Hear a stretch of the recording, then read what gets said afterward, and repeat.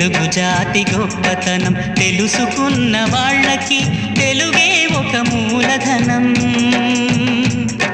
తల్లి తండ్రి నేర్పినట్టి మాతృభాషరా, తెలుగు మరచిపోతే వాళ్ళని నువ్వు మరచినట్టురా, ఇది మరువబోకురా. తెలుగు భాష తీయదనం, తెలుగు జాతి గొప్పతనం తెలుసుకున్న వాళ్ళకి తెలుగే ఒక మూలధనం. తల్లి తండ్రి నేర్పినట్టి మాతృభాషరా, తెలుగు మరచిపోతే వాళ్ళని నువ్వు మరచినట్టురా, ఇది మరువబోకురా.